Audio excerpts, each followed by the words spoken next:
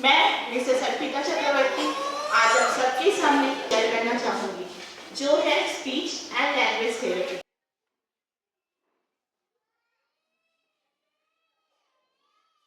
मैं सबसे पहले ये बताऊंगी कि स्पीच और लैंग्वेज थेरेपी क्या है। स्पीच और लैंग्वेज थेरेपी एक ऐसी ट्रीटमेंट है जिससे बच्चों के speech, language and communication skills develop हो सकते हैं। इससे बच्चों के speech delay, unclear speech and stammering problem, autism जैसे प्रॉब्लम भी ठीक हो सकते हैं। नेक्स्ट मैं आती हूँ कि इसके टाइप्स क्या क्या होते हैं। स्पीच और लैंग्वेज डिसऑर्डर के 2 टाइप्स होते हैं। पहला स्पीच डिसऑर्डर, जिसमें आते हैं articulation disorder, fluency disorder, voice disorder, epilepsy of speech and dyspepsia. सबसे पहले मैं बताऊंगी कि आर्टिकुलेशन डिसऑर्डर क्या है।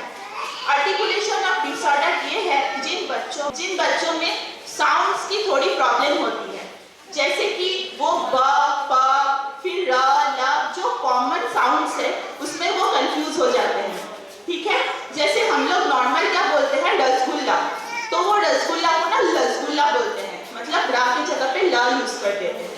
फिर कबूतर हो गए, कबूतर को वो ना कबूतर बोलते हैं, मतलब क की जगह पे त यूज कर देते हैं। ये मैं थोड़ा सा एग्जांपल दी हूँ, ऐसे और भी बहुत सारी चीज हैं जो वो करते हैं।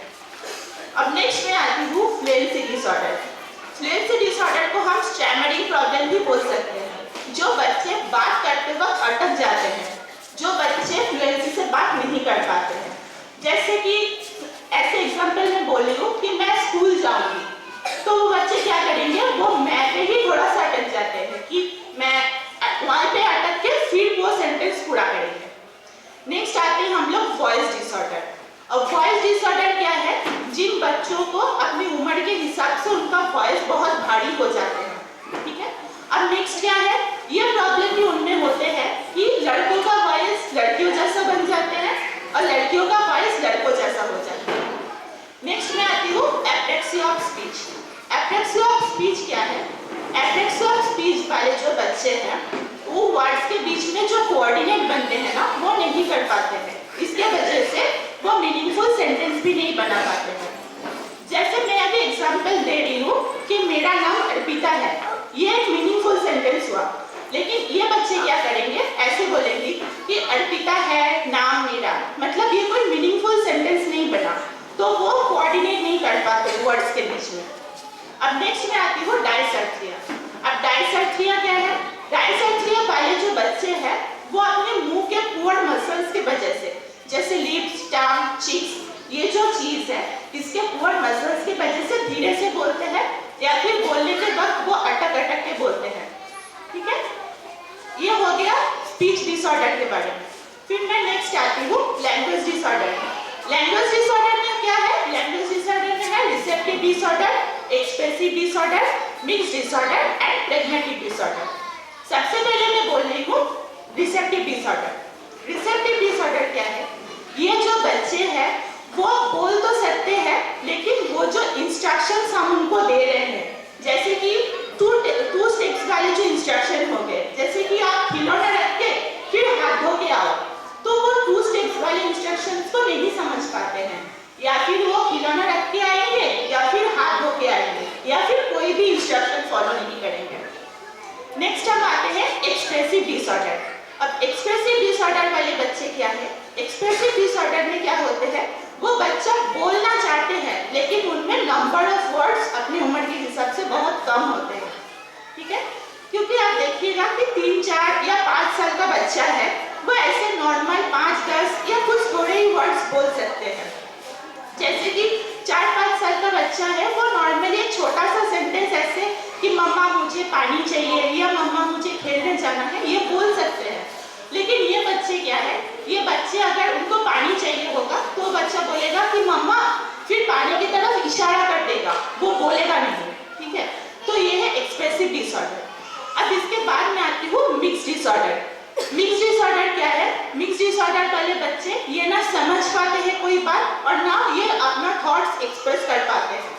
ठीक है, ये क्या है, अगर बच्चा स्कूल जा रहे हैं तो स्कूल टीचर क्या है, स्कूल टीचर ऐसे बोलेंगे कि बच्चा पहले कॉपी निकालो फिर लिखना शुरू करो, तो बच्चा ने नहीं समझ पाएगा। अब अगर टीचर उनसे पूछेंगे कि मैं क्या बोली, आपको समझ में आया, तो बच्चा ना बोल भी नहीं पाएगा, ठीक है, क्योंकि वो ऐसे करके बोलेगा कि बैग निकालो, लिखो, मतलब पूरा सेंटेंस वो नहीं समझा पाएगा। अब नेक्स्ट मैं आती हूँ प्रेग्मेटिक डिसऑर्डर। प्रेग्मेटिक डिसऑर्डर क्या है? प्रेग्मेटिक डिसऑर्डर में वो बच्चा सामाजिक परिस्थिति में कैसा बिहेव करना है वो उसको नहीं समझ में आते हैं, ठीक है। ये क्या है?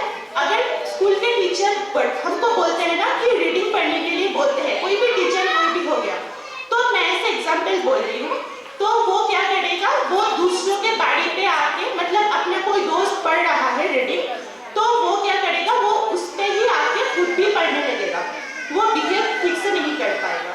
ये हो गया टाइप्स।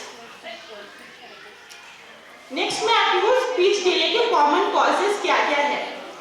मेन जो सबसे बड़ी प्रॉब्लम है वो है हियरिंग प्रॉब्लम। हियरिंग लॉस एक मेन प्रॉब्लम है बच्चों में, क्योंकि अगर बच्चा सुन नहीं पाएगा तो बच्चा नॉर्मली बोल भी नहीं पाएगा, ठीक है। अब हियरिंग प्रॉब्लम के सिम्टम्स क्या है?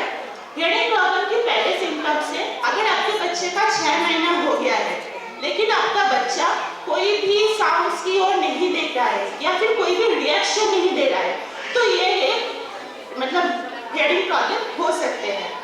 या फिर अगर आप आपके बच्चे को कुछ बोल रहे हो, आपका बच्चा आपको पूरी तरह से इग्नोर कर रहा है, नहीं सुन रहा है आपके बात, तो वो भी है, यही सिम्टम्स हो सकते हैं।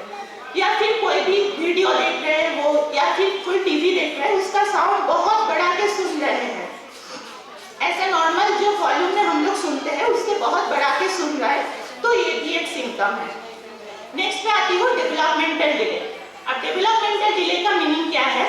बच्चे के उम्र के हिसाब से अगर बच्चा खाना, फिर चलना, बैठना, कोई भी काम नहीं कर रहा है तो वो डेवलपमेंटल डिले की वजह से हो सकते हैं। डेवलपमेंटल डिले की सिम्टम क्या है? डेवलपमेंटल डिले में अगर बच्चे का 9 मंथ्स हो गया है लेकिन बच्चा फिर भी मम्मा, पापा, ये जो छोटे छोटे वर्ड्स है ये नहीं बोल रहे हैं, तो ये डेवलपमेंटल डिले के सिम्टम है। नेक्स्ट, बच्चे का 1 साल हो गया है लेकिन बच्चा क्या कर रहा है, वो किसी भी सहारे के बिना नहीं बैठ रहा है, आपको सहारा देके फिर आपके बच्चे को बैठाना पड़ रहा है, तो वो भी डेवलपमेंटल डिले की वजह से है।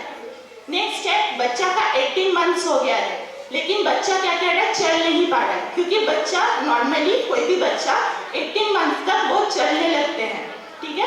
तो क्या है, 18 मंथ्स का बच्चा नहीं चल रहा है या अभी बात कर रहा है तो कोई भी इशारों से बात कर रहा है, तो ये भी डेवलपमेंटल डिले की वजह से है। नेक्स्ट में आती हूँ क्या, प्रीमैच्योर डिसऑर्डर। अब प्रीमैच्योर डिसऑर्डर क्या है? ऐसे नॉर्मल डिलीवरी जो बच्चों के होते हैं वो 9 या 10 मंथ्स में होते हैं।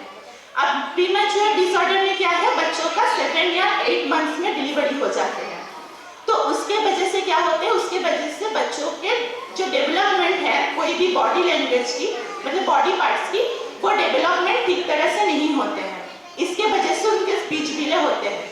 और क्या होते हैं, उसके ऑक्सीजन लेवल या फिर बहुत हाई हो जाते हैं या फिर बहुत लो हो जाते हैं, उसके वजह से भी ये प्रॉब्लम होते हैं। नेक्स्ट में आती हूँ ओरल मोटर जो डिसऑर्डर है। ओरल मोटर डिसऑर्डर क्या है, ये जो बच्चे हैं उनके मुंह के पोर मसल्स के वजह से वो ठीक तरह से ब्लोइंग, चूइंग, फिर लिकिंग हो गया, फिर उनके ड्रूलिंग की भी प्रॉब्लम होती है, ठीक है। नेक्स्ट क्या है, नेक्स्ट है ऑटिज्म प्रॉब्लम। ऑटिज्म प्रॉब्लम बहुत ही मेन प्रॉब्लम है अभी के टाइम पे, क्योंकि अभी बच्चे बहुत फोन देख रहे हैं, टीवी देख रहे हैं, लैपटॉप पे बहुत इन्वॉल्व हो रहे हैं, तो इसके वजह से क्या हो रहा है, इसके वजह से उनके ब्रेन में बहुत असर पड़ रहा है, इसके वजह से उनके फिजिकल एंड इमोशनल डेवलपमेंट में डिले हो रहे हैं, ठीक है। तो इसके वजह से भी हो सकते हैं स्पीच के प्रॉब्लम। अब ऑटिज्म के सिम्टम क्या है? ऑटिज्म के सिम्टम है, अगर आपका बच्चा, आप देख रहे हो बच्चा एक ही काम को बार बार कर रहा है, या फिर वो खिलौना लेके खेल रहा है, वो खिलौना लेके ही बार बार उसी खिलौने को खेल रहा है, ये एक ऑटिज्म का प्रॉब्लम है। नेक्स्ट क्या है, बच्चा बात कर रहा है, वो बात को रिपीट कर रहा है, बार बार एक ही बात को रिपीट कर रहा है, ये भी एक ऑटिज्म की प्रॉब्लम है, ठीक है। तो ये कुछ सिम्टम है जिससे हमको पता चल सकता है कि हाँ बच्चे में ऑटिज्म की प्रॉब्लम है। नेक्स्ट मैं आती हूँ इमोशनल एंड फिजिकल स्ट्रेस।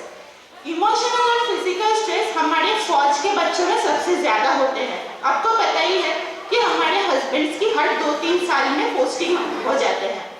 तो उससे क्या होता है, हमारे हस्बैंड के साथ साथ हमको भी हर 2-3 साल में उनके साथ साथ ही पोस्टिंग चेंज होते हैं। इसके वजह से बच्चों का भी एनवायरनमेंट चेंज होते हैं, उनका स्कूल चेंज हो जाता है, टीचर्स, फ्रेंड्स सब कुछ चेंज हो जाते हैं उनको। तो क्या होता है, कोई कोई बच्चा ऐसा भी है कि वो स्ट्रेस हैंडल नहीं कर पाते हैं, इसके वजह से भी बोलना बंद कर देते हैं। तो ये कुछ प्रॉब्लम है जो ये कॉमन कॉज है स्पीच डिले की। नेक्स्ट मैं आती हूँ एक्सरसाइज एंड एक्टिविटीज। हम जो स्पीच थेरेपिस्ट है वो एक्सरसाइज एंड एक्टिविटीज क्या क्या कराते हैं ये सब चीजों को ठीक कराने के लिए। फर्स्ट आते हैं हम लोग आर्टिकुलेशन एक्सरसाइज। आर्टिकुलेशन एक्सरसाइज में हम लोग वर्ड्स, साउंड्स को सही तरह से प्रोनाउंस करना सिखाते हैं। फिर जो हार्ड वर्ड्स हो गए उसको बार बार उनको बुलाने की कोशिश करते हैं और टंग एक्सरसाइज कराते हैं उनकी। नेक्स्ट क्या है, नेक्स्ट है oral motor exercise. Oral motor exercise में हम लोग क्या कराते हैं, उनको ब्लोइंग करना सिखाते हैं, च्यूइंग करना सिखाते हैं। फिर उनके जो टंग हो गए उनको ऑपोजिट डायरेक्शन में मूवमेंट करा के उनके टंग एक्सरसाइज को ठीक कराते हैं। अब नेक्स्ट हम लोग आते हैं फ्लुएंसी थेरेपी। फ्लुएंसी थेरेपी में क्या है, फ्लुएंसी थेरेपी में हम उनको फ्लुएंसी से बात करने के तरीके सिखाते हैं, उनके ब्रीदिंग कंट्रोल को कंट्रोल करना सिखाते हैं, जो वो सांस लेते हैं वो सांस को कंट्रोल करना सिखाते हैं। ये हो गया फ्लुएंसी थेरेपी। अब वॉइस थेरेपी में हम लोग क्या करते हैं, उनका जो कंफर्टेबल वॉल्यूम है, क्योंकि वॉइस थेरेपी ना वो उनका वॉइस बहुत भारी हो जाता है, इसके वजह से उनको बोलने में बहुत तकलीफ होते हैं। तो क्या करते हैं, वो जो उनका कंफर्टेबल वॉल्यूम है उनमें ही हम लोग बुलाने की उनको कोशिश करते हैं। नेक्स्ट आते हैं हम लोग social communication exercise. Social communication exercise में हम लोग क्या करते हैं, उनको जो उनका जो बॉडी लैंग्वेज है वो सही कराते हैं। फिर उनका जो आई कांटेक्ट है उसको मेंटेन कराते हैं, एंड वो जो बिहेव कर रहा है वो कहाँ पे कैसा बिहेव कर रहे हैं उसको भी ठीक कराते हैं। नेक्स्ट में आती हूँ language development exercise. Language development exercise में क्या है, कोई भी चीज अगर आप बच्चे को फ्रूट्स दे रहे हो या फिर कोई भी खिलौना दे रहे हो, कुछ भी कर रहे हो बच्चे के साथ, उसको हम उसको नाम से ही बुलाते हैं। वो बच्चे को भी हम नाम से ही बुलाते हैं ताकि बच्चे को समझ आए कि उसका नाम क्या है। फिर हम जो चीज उसको दे रहे हैं उसको क्या बोलते हैं ये कराते हैं। फिर स्टोरी टेलिंग कराते हैं। क्वेश्चन आंसर्स पे हम लोग ज्यादा कोट करते हैं उनको कि क्वेश्चन आंसर कर रहे हैं। फिर क्या करते हैं, फिर छोटे छोटे जो सेंटेंस हुए वो छोटे छोटे सेंटेंस को ठीक तरह से बोलने की कोशिश करते हैं। अब नेक्स्ट आती है auditory processing and listening exercise. Auditory processing and listening exercise में हम लोग उनकी लिसनिंग पावर को बढ़ाते हैं, एंड वो क्या इंस्ट्रक्शंस हम उनको दे रहे हैं वो समझ पा रहे हैं कि नहीं उन पे केयर करते हैं। नेक्स्ट आते हैं होम प्रैक्टिस। अब होम प्रैक्टिस क्या है, मैं अभी जो जो चीज आप लोगों को बोली हूँ कि टाइप्स, फिर कॉमन कॉज जो बोली हूँ, सिम्टम्स, अगर आपको लग रहा है कि हाँ आपके बच्चे में ये प्रॉब्लम है तो सबसे पहले आप क्या करोगे, एक थेरेपिस्ट के पास जाओगे, उनसे कंसल्ट करोगे। वो थेरेपिस्ट आपको जो जो करने के लिए बोल रहे हैं आपको आपके बच्चे को टाइम देना है आपको, क्योंकि क्या है एक थेरेपिस्ट आपको 45 मिनट से 1 घंटे का ही टाइम देंगे, उससे ज्यादा एक थेरेपिस्ट नहीं करेंगे क्योंकि बच्चा उससे ज्यादा नहीं ले पाएगा।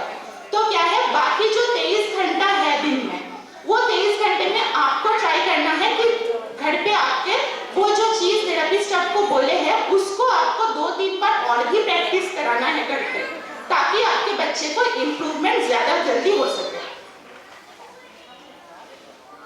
नेक्स्ट में आती हूँ बेनिफिट्स क्या क्या है इसके बेनिफिट्स है, आपके बच्चे की स्पीच क्लैरिटी इंप्रूव होंगे, उनका कॉन्फिडेंस लेवल बढ़ेगा, उनका जो फ्लुएंसी है वो इंप्रूव होंगे, वॉइस क्वालिटी इंप्रूव होंगे। ये कुछ चीज है जो स्पीच थेरेपी से क्लियर हो सकते हैं। अब लास्ट में मैं यही बोलूंगी कि बच्चा आपका है, आपको समझना है कि आपके बच्चे को आपको कैसे ठीक करना है।